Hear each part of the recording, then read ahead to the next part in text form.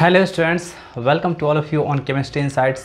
तो आज आप लोग के लिए क्लास 11th का टॉपिक मैं स्टार्ट करने जा रहा हूँ। यूनिट एंड डायमेंशन में लेकर के आया हूँ। आप लोग एकदम बिल्कुल सिंसियरली देखिएगा, है ना। बहुत ही अच्छा आपका कंटेंट में लेकर के आया हूँ, ठीक है। आपको यहाँ पे रेगुलरली क्या होगा, वीडियोज़ मिलेंगे। यूनिट एंड डायमेंशन सबसे पहले ख़त्म करेंगे, उसके बाद हम लोग मैथमेटिकल टूल्स स्टार्ट करेंगे and then scalar and vector start करेंगे, फिर काइनेमेटिक्स पे जाएंगे और ऐसे करके कंटिन्यूसली हम लोग क्या करेंगे, फिजिक्स के एक एक टॉपिक को डील करेंगे, ठीक है। और बिल्कुल अच्छे वे में डील करेंगे। कहने का सेंस आपका है कि आपको बिल्कुल प्योर जे एडवांस तक आपका जाएंगे हम लोग, ठीक है ना। और बिल्कुल मेरे आप वीडियो को एकदम सिंसियरली देखेंगे, एक एक वीडियो को देखेंगे, आप सही से देखेंगे। और इसके साथ साथ मैं जो डीपीपी प्रोवाइड करूँगा आपको, है ना, इस पे व्हाट्सएप ग्रुप पे, तो आप यदि उसको सॉल्व करते हैं तो आपका फिजिक्स में काफ़ी बेहतर परफॉर्मेंस होगा। मतलब आप जे मेंस के, जे एडवांस के प्रॉब्लम को ईजिली एकदम बिल्कुल क्या कर सकते हैं, सॉल्व कर सकते हैं। किसी भी तरीके का कोई प्रॉब्लम नहीं होगा आपको। यहाँ पे लेवल जो रहेगा आपका, क्लासरूम का जो लेवल रहेगा वो बिल्कुल जे एडवांस के लेवल रहेगा, ठीक है ना। जे एडवांस का लेवल मैं लेवल अच्छा करके रखूँगा ताकि नीट के भी स्टूडेंट यदि देखेंगे उनको भी किसी तरीके का प्रॉब्लम नहीं होगा। नीट के स्टूडेंट अक्सर भागा करते हैं फिजिक्स से, बट मैं उन्हें विश्वास दिलाता हूँ कि आप यदि मेरा वीडियो लेक्चर देखेंगे तो आपको कहीं भी भागने की ज़रूरत नहीं पड़ेगी फिजिक्स से, और आपको फिजिक्स सबसे फेवरेट सब्जेक्ट बन जाएगा, ठीक है। तो चलिए, आप यदि हमारे नए चैनल पे नए हैं तो आप हमारे चैनल को सब्सक्राइब कीजिए, ठीक है। वीडियो को लाइक कीजिए और अपने दोस्तों में शेयर कीजिए ताकि आपके साथ साथ आपके दोस्त भी देख करके काफ़ी नॉलेजफुल बन सके, ठीक है, फिजिक्स को आसान कर सके, ठीक है। तो चलिए स्टार्ट करते हैं। सबसे पहले आपका टॉपिक है आज का यूनिट एंड डायमेंशन। तो यूनिट एंड डायमेंशन सबसे पहले हम लोग बात करेंगे फिजिकल क्वांटिटी की।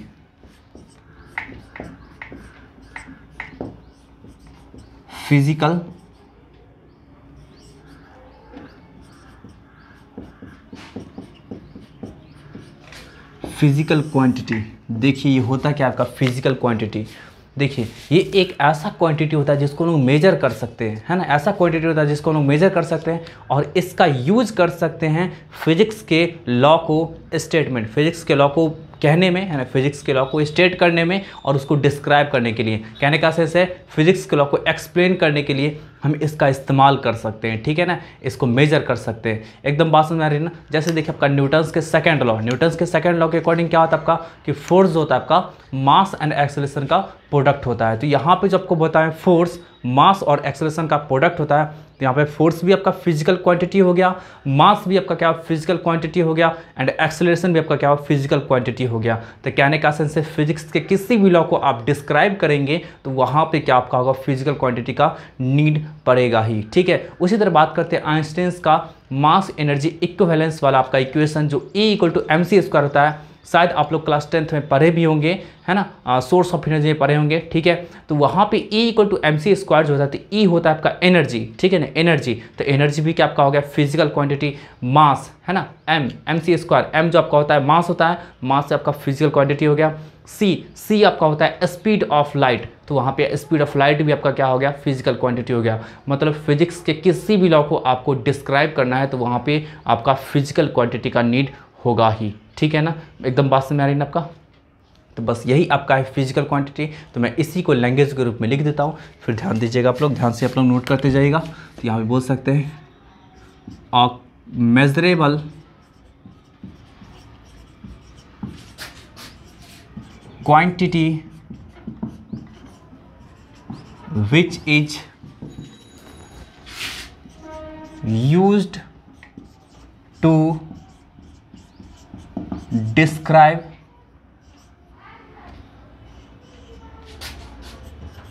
the law of physics, which is used to describe the law of physics called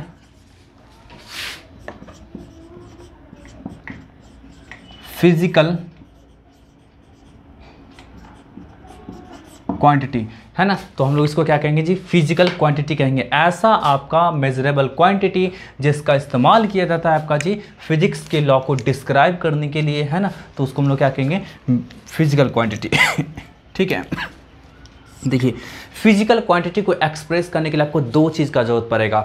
सबसे पहला चीज़ आपका मैग्नीट्यूड का एंड उसका आपका यूनिट का। यूनिट बोल सकते हैं एज अ स्टैंडर्ड, है ना। जैसे मान लीजिए हम लोग लेंथ को मेजर करेंगे, ठीक है, लेंथ को मेजर करेंगे तो लेंथ को मेजर करने के लिए सबसे पहला नंबर आपका होगा न्यूमेरिकल का, है ना। जैसे 5 मीटर बोलते हैं तो 5 मीटर में आपका क्या हो, जब का 5 जो हो गया उस लेंथ का मैग्नीट्यूड हो गया, ठीक है ना, एंड मीटर जो हो गया उसका यूनिट हो गया। बात एकदम समझ आ रही है ना। तो किसी भी फिजिकल क्वांटिटी को एक्सप्रेस करने के लिए आपको दो चीज़ का रिक्वायरमेंट होगा। सबसे पहला आपका न्यूमेरिकल वैल्यू का एंड देन उसका आपका यूनिट का। तो यहाँ पे बोल सकते हैं फिजिकल क्वांटिटी रिक्वायर्स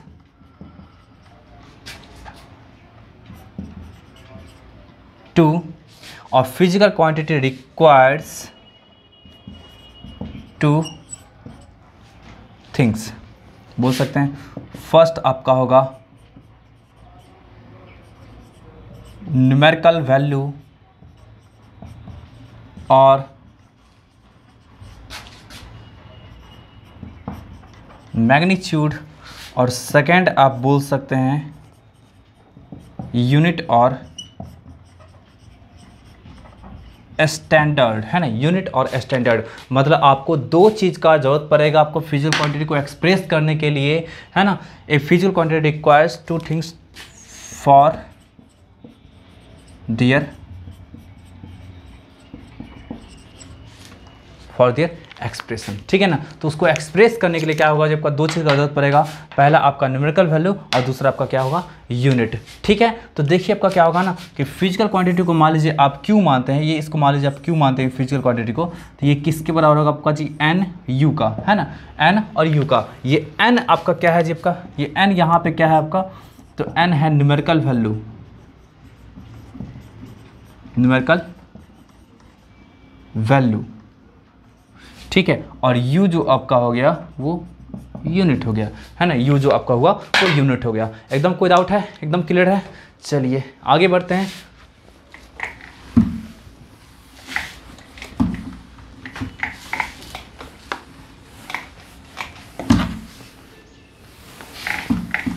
आप लोग नोट करते चलिएगा, ठीक है। अब यहाँ से देखिए तो आपका क्या होगा, ये q जो है आपका एन यू।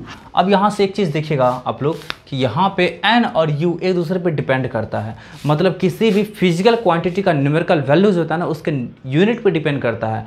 किसी भी फिजिकल क्वांटिटी का जो आपका न्यूमेरिकल वैल्यू होता है वो किस पे डिपेंड करता है, जब आपका यूनिट पे। अब जैसे मान लीजिए हम बोलते हैं 100 मीटर लेंथ, 100 मीटर लेंथ, या मान सॉरी हम लोग बोलते हैं 100 सेंटीमीटर लेंथ, तो 100 सेंटीमीटर लेंथ हो गया। यहाँ पे न्यूमेरिकल वैल्यू कितना आपका हो गया, 100 हो गया, ठीक है ना। न्यूमेरिकल वैल्यू कितना आपका हो गया, 100 आपका हो गया, ठीक है ना। अब इसी लेंथ को हम लोग बोलते हैं 1 मीटर, तो यहाँ पे न्यूमेरिकल वैल्यू क्या आपका हो गया, 1 हो गया। अब देखिए दोनों में आपका क्या है ना, डिफरेंसेस है ना जी आपका, अरे दोनों में डिफरेंसेस है, दोनों की यूनिट में। एक आपका सेंटीमीटर में था, दूसरा आपका था मीटर में, तो यहाँ पे क्या दोनों में डिफरेंसेस है। मतलब आपका क्या हुआ, मीटर और सेंटीमीटर ये आपका दो अलग अलग यूनिट है। तो अलग अलग यूनिट के लिए आपका क्या है आपका जी, अलग अलग न्यूमेरिकल वैल्यू आया है। मतलब न्यूमेरिकल वैल्यू किस पे डिपेंड करेगा जी, यूनिट पे डिपेंड करेगा। इसी को आप किलोमीटर में एक्सप्रेस करेंगे तो वहाँ पे क्या आपका मिलेगा, 0 पॉइंट कितना मिलेगा आपका, ठीक है, 0.001 किलोमीटर ऐसा मिलेगा। तो यहाँ पे आपका क्या हो जी, किलोमीटर में एक्सप्रेस की तो कुछ और मिला, ठीक है। तो न्यूमेरिकल वैल्यू किस पे डिपेंड करता है, जबका किस पे डिपेंड करता है, यूनिट पे डिपेंड करता है। तो यहाँ पे बोल सकते हैं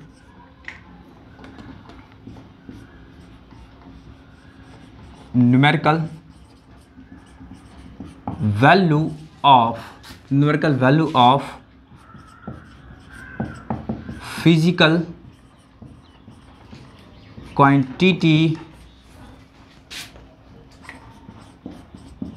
depends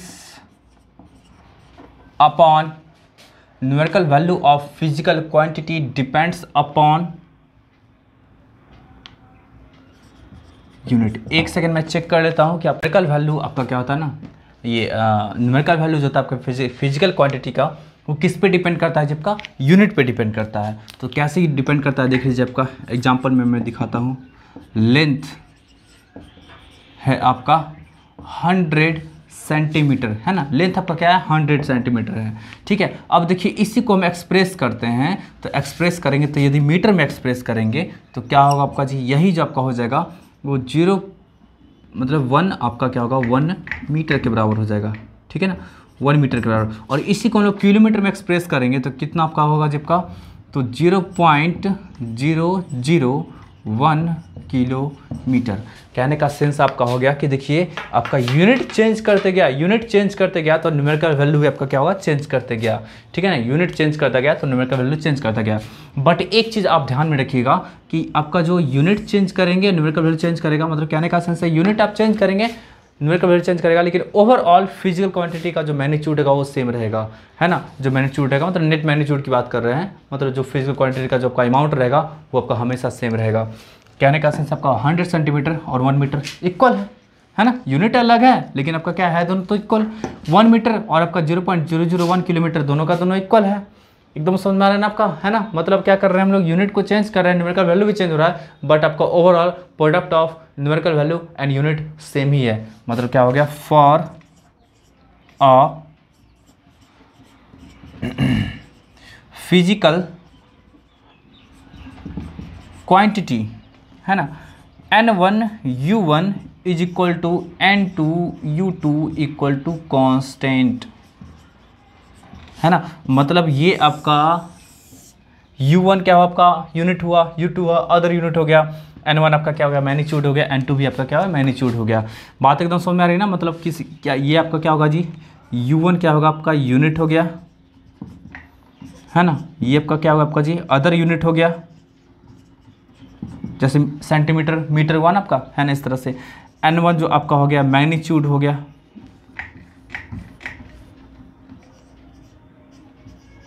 numerical value, and N2 भी जो आपका हो गया वही चीज़ आपका हो गया, सेम थिंग हो गया, ठीक है ना। कोई दिक्कत है तो ये आपका थोड़ा सा ध्यान में रखिएगा। एक और चीज़ समझ लीजिए, यहाँ पे देखिए स्मॉलर यूनिट लेंथ का क्या होता है, सेंटीमीटर होता है, उससे थोड़ा सा बड़ा यूनिट क्या होता है आपका, मीटर होता है, और उससे और भी बड़ा यूनिट क्या होता है आपका, किलोमीटर होता है। तो देख रहे हैं यूनिट बड़ा हो रहा है तो न्यूमेरिकल वैल्यू देखिए 100 से 1 हुआ, अब आपका 1 से भी छोटा हो गया। तो कहने का सेंस है कि n जो होता है वो इन्वर्सली प्रोपोर्शनल होता है आपका जी u का। मतलब न्यूमेरिकल वैल्यू जो होता है आपका जी वो क्या होता है आपका यूनिट के आपका इन्वर्सली प्रोपोर्शनल होता है। मतलब यूनिट बहुत बड़ा होगा, यूनिट बड़ा होगा तो आपका क्या होगा, जबका ये न्यूमेरिकल वैल्यू क्या मिलेगा, छोटा मिलेगा। यूनिट छोटा मिलेगा, यूनिट छोटा रहेगा तो न्यूमेरिकल वैल्यू क्या मिलेगा आपका, बड़ा मिलेगा। एकदम बात एकदम 100% क्लियर हो रहा है ना, ठीक है ना। तो चलिए हम लोग आगे बढ़ते हैं, ये सब चीज़ पहले से जानते ही होंगे, ठीक है ना। आगे बढ़ते हैं,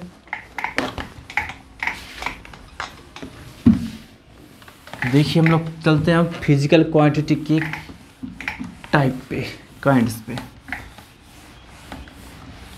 देखिए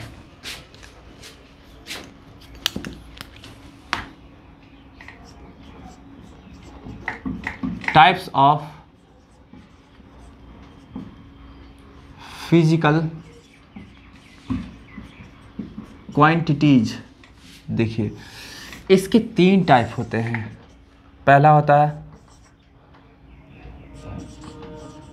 रेशियो, है ना, इसको हम लोग बोल सकते हैं यूनिटलेस और न्यूमेरिकल ओनली, है ना, ये आपका फर्स्ट था। सेकंड की बात करेंगे तो वो होता है आपका स्केलर, और इसमें आपका क्या होगा जी, मैग्नीट्यूड ओनली, ठीक है ना। फिर देखिए हम लोग नेक्स्ट बात करेंगे वेक्टर, तो magnitude as well as direction, है ना।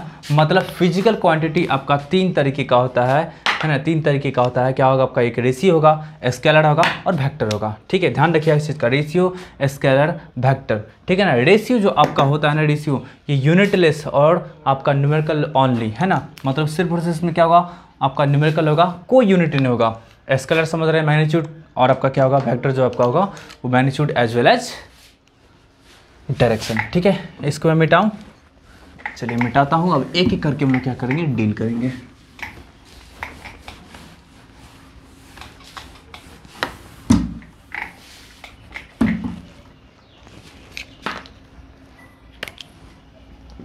देखिए रेशियो की बात करते हैं। देखिए ये जो होता है ना आपका, बोल सकते हैं इट इज यूनिटलेस और डायमेंशन लेस क्वांटिटी, ठीक है, which is obtained by the ratio of two same physical quantities, है ना। ये आपका कैसे ऑब्टेंड होता है जब का, तो दो सेम फिजिकल क्वांटिटीज के रेशियो के द्वारा ऑब्टेंड होता है। आप एग्जांपल में देख लीजिए ना, जैसे देखिए रिलेटिव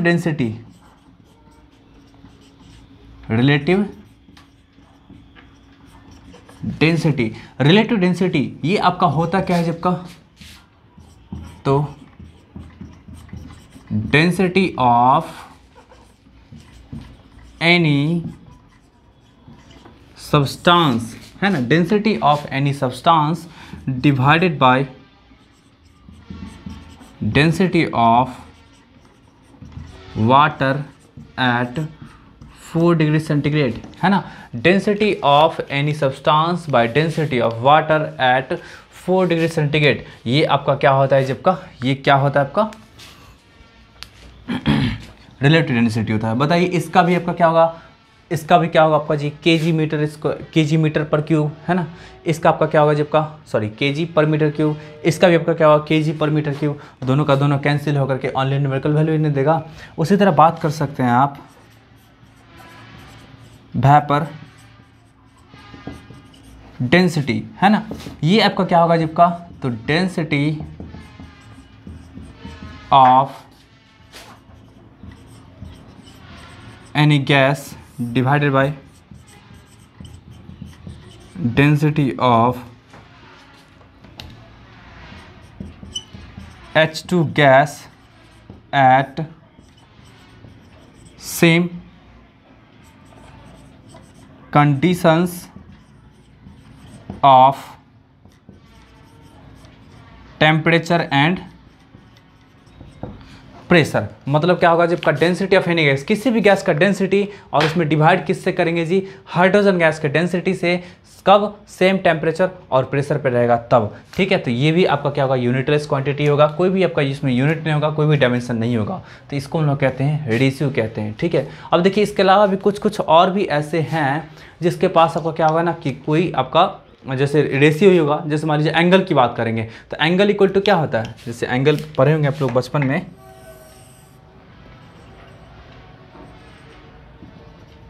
तो देखिए ये आपका आर्क लेंथ हो गया, ये एल हो गया, यहाँ पे आपका क्या हुआ थीटा हो गया। तो हम लोग लिखा करते थे ना theta equal to L by R, मतलब यहाँ भी क्या हुआ आपका जो लेंथ का और आपका लेंथ का ही रेशियो है। अरे लेंथ का मीटर कैंसिल हो गया, तो यहाँ पे आपका क्या हुआ, यहाँ भी आपका यूनिटलेस क्वांटिटी बोल सकते हैं, लेकिन नहीं, ये आपका क्या होता है आपका जी एक्सेप्शनल फिजिकल क्वांटिटी होता है, जिसको एक्सप्रेस करने के लिए जो है ना यूनिट का ज़रूरत पड़ेगा ही, तो इसमें हम लोग वही रेडियन लगा दिया करते हैं, है ना। तो इसको सप्लीमेंट्री क्वांटिटीज़ कहते हैं, ठीक है ना। इसको क्या कहेंगे हम लोग जी, सप्लीमेंट्री क्वांटिटीज़। यहाँ पे ये भी रेशियो है, बट आपका क्या है ना, इसका वैल्यू कुछ आता है, तो वो आपका क्या होगा जी, किसी पार्टिकुलर यूनिट में, जैसे हम लोग लगाया करते हैं, डिग्री लगाया करते हैं, रेडियन लगाया करते हैं, ठीक है ना, मिनट हो गया, सेकेंड हो गया, ये सब तरह का, ठीक है। तो कोई दिक्कत है, तो ये जो आपका होता है एंगल जो होता है आपका जी, ये सप्लीमेंट्री फिजिकल क्वांटिटी होता है, सप्लीमेंट्री फिजिकल क्वांटिटी होता है, उसको आप रेशियो के अंदर में आप नहीं काउंट कर सकते हैं, ठीक है ना। एकदम 100% क्लियर है, ये आपका रेशियो का कॉन्सेप्ट क्लियर है। चलिए आगे बढ़े हम लोग। आगे बढ़ते हैं, इसको आप लोग नोट कर लीजिएगा। ठीक है, सेकेंड पार्ट की ओर चलते हैं हम लोग।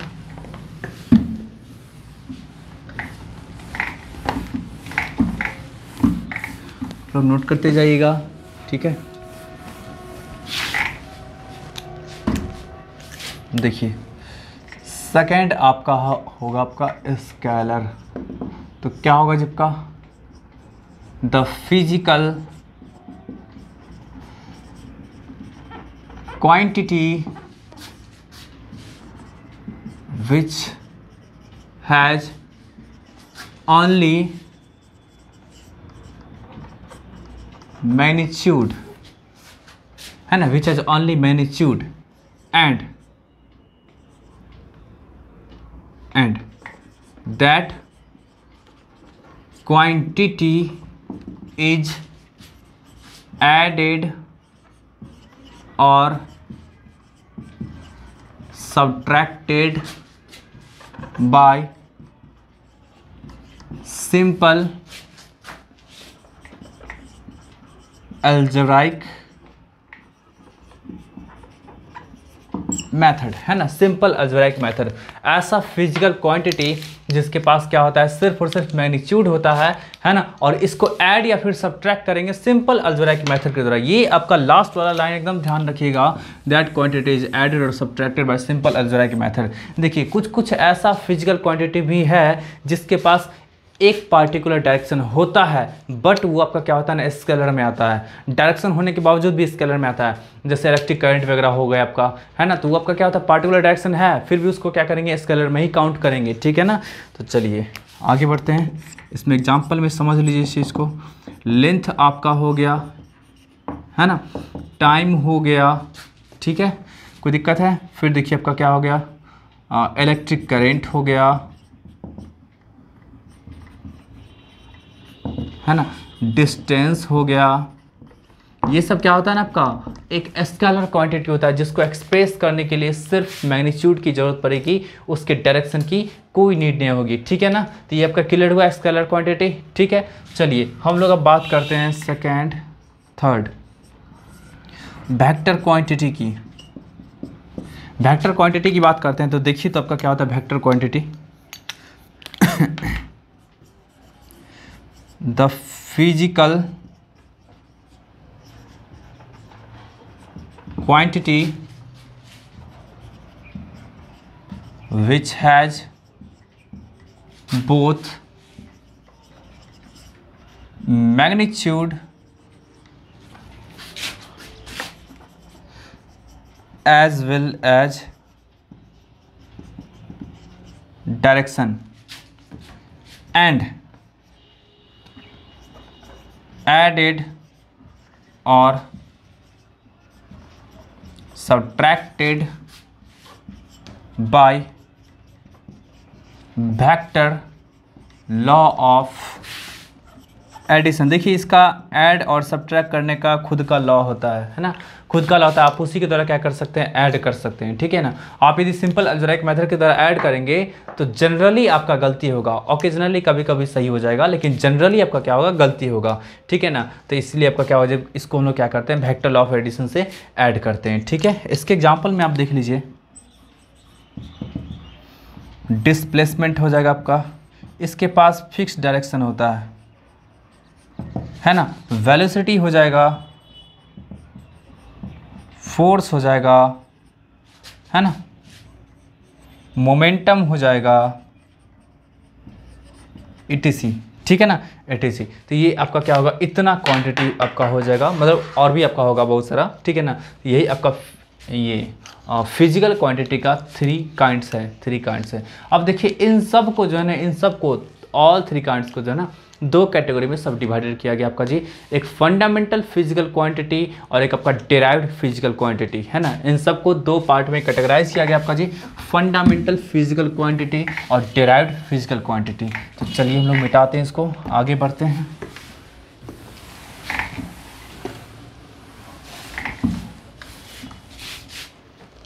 देखिए all three physical all three kinds of physical quantities are, all three physical quantities are categorized into two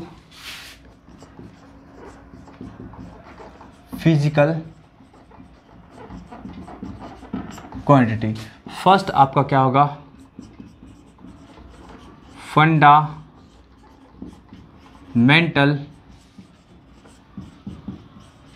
physical, या फंडामेंटल सीधे लिखेंगे हम लोग, फंडामेंटल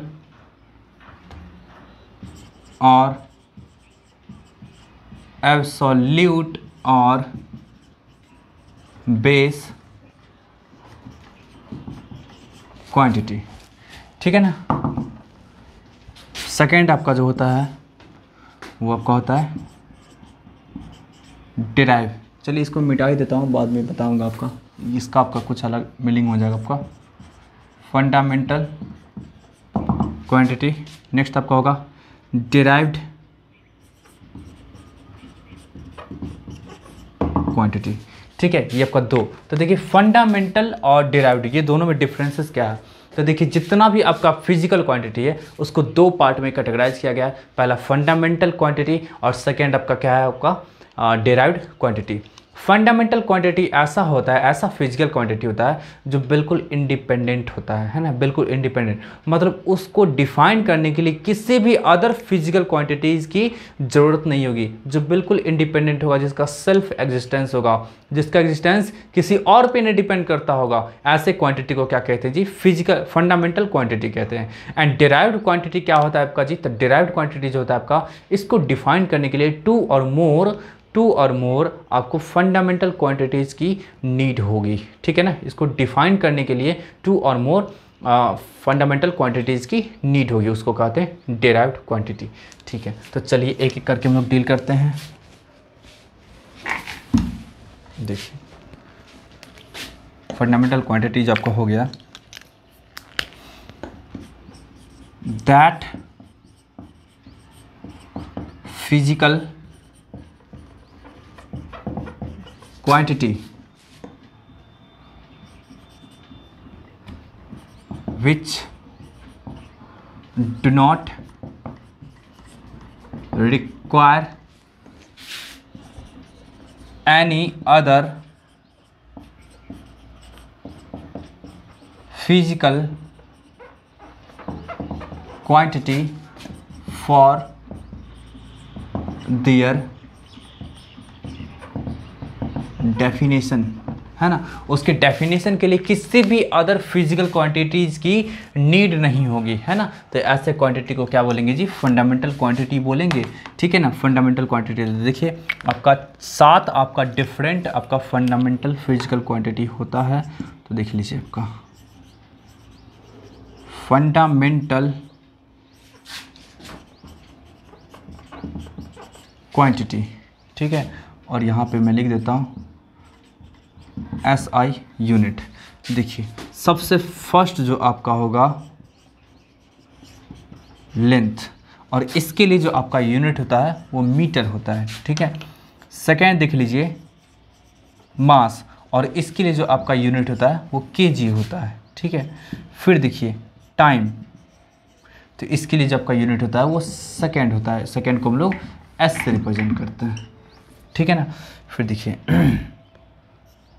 4 में देखिए ये आपका क्या होगा, लेंथ हो गया, मास हो गया, टाइम हो गया, बोल सकते हैं आप टेम्परेचर,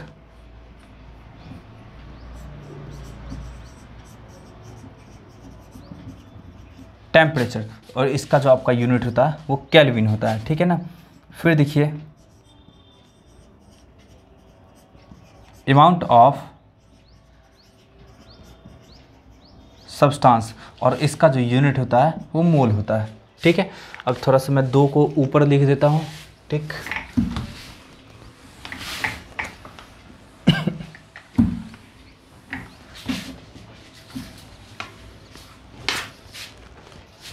अमाउंट ऑफ सब्सटेंस ले लिए। फिर नेक्स्ट देखिए 6 में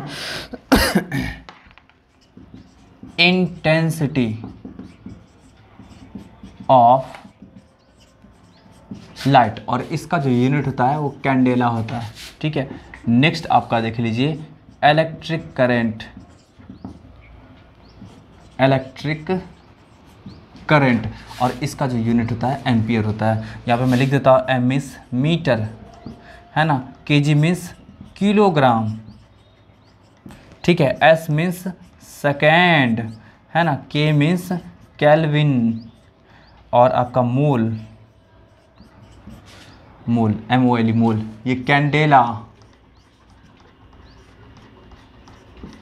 ठीक है, और ये जो होता है आपका वो एम्पियर, साइंटिस्ट का नाम है एम्पियर। ठीक है, वैसे पूरा जो लिखेंगे हम लोग तो स्मॉल से स्टार्ट करेंगे। ठीक है, मैं लिख ही देता हूँ, नहीं तो बेवजह आप लोग कंफ्यूज होंगे। एम्पियर, ये भी आपका क्या जी, स्मॉल सी से, ठीक है ना, और ये भी आपका क्या, स्मॉल के से, ठीक है ना, कोई दिक्कत है? तो यही आपका क्या है, 7 फंडामेंटल फिजिकल क्वांटिटी है।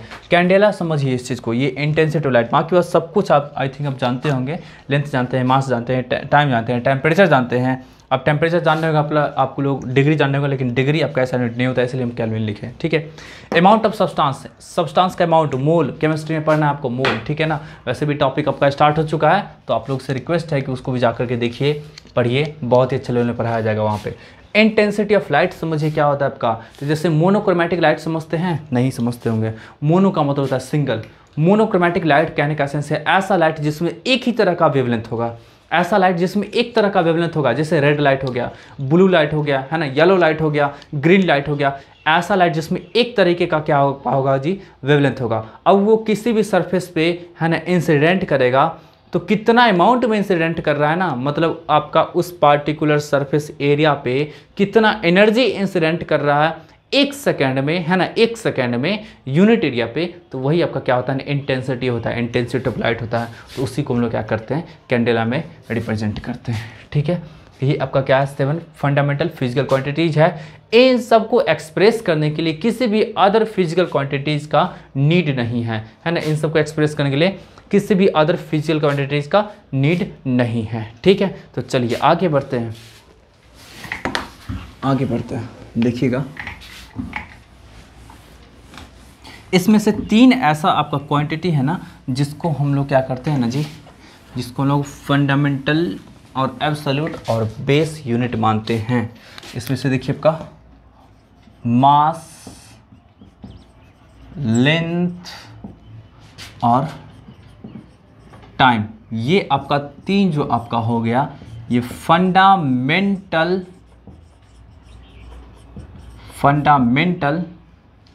ठीक है ना, और एब्सोल्यूट और बेस क्वांटिटी मानाता है ना। फंडामेंटल और एब्सोल्यूट और बेस क्वांटिटी मानाता है। क्यों मानाता है जी आपका, क्योंकि इसके हेल्प से क्या कर सकते हैं, अदर फिजिकल क्वांटिटीज को एक्सप्रेस कर सकते हैं, हाँ, ठीक है, by the help of these 3 quantities, by the help of these 3 quantities we express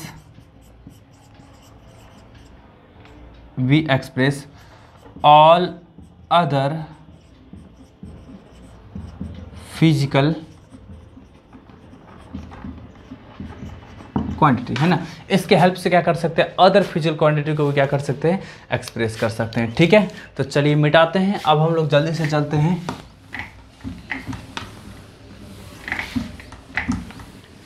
derived quantity पे। तो देखिएगा आपका डिराइव क्वांटिटी, ठीक है। डिराइव्ड क्वांटिटी आपका क्या होता है जब का, तो बोल सकते हैं द फिजिकल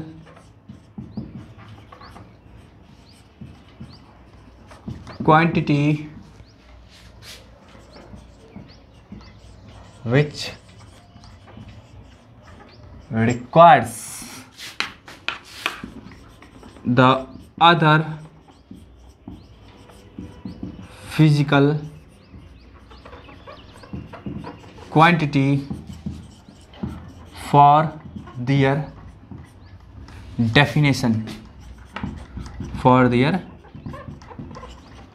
डेफिनेशन। उसको डिफाइन करने के लिए क्या होगा, जबकि अदर फिजिकल क्वांटिटीज़ की नीड होगी। और एग्जांपल में आप देख लीजिए, स्पीड, इसका यूनिट क्या होता है आपका जी, मीटर पर सेकेंड। देखिए यहाँ पे मीटर भी आपका, मीटर क्या होता है आपका जी, मीटर मीन्स लेंथ है ना, सेकंड मीन्स आपका क्या, टाइम। तो बताइए लेंथ और टाइम आपका क्या है, फंडामेंटल क्वांटिटीज है कि नहीं, है ना। तो यहाँ पे बोल सकते हैं ऑल अदर फंडामेंटल क्वांटिटीज, यहाँ पे बोल दीजिएगा तो ज़्यादा बेहतर रहेगा,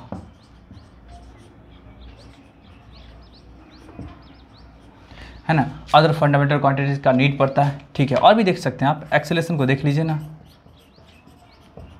तो क्या होता है आपका जी, ये मीटर पर सेकंड स्क्वायर। यहाँ भी आपका देखिए लेंथ और आपका टाइम इन्वॉल्व हुआ। और भी देख सकते हैं मोमेंटम को देख लीजिए,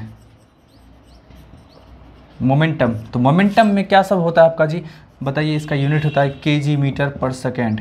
तो बताइए केजी आपका क्या हो गया, जबकि मास का आपका यूनिट, तो मास भी आपका फंडामेंटल क्वांटिटी है। ये आपका मीटर जो आपका हो गया, लेंथ का हो गया, तो आपका क्या है, लेंथ भी फंडामेंटल क्वांटिटी है। और आपका एस क्या होगा, सेकंड हो गया, तो सेकंड भी क्या आपका फंडामेंटल क्वांटिटी है, ठीक है। सेकंड में आपका क्या, टाइम। कोई दिक्कत है, तो ये आपका क्या होगा, डेराइव क्वांटिटी है। इसको डिफाइन करने के लिए आपको फंडामेंटल क्वांटिटीज़ की आवश्यकता होगी ही, एकदम 100% तय है, ठीक है। अब चलिए हम थोड़ा सा बात कर लेते हैं सप्लीमेंट्री क्वांटिटी का, जो कि 2 है।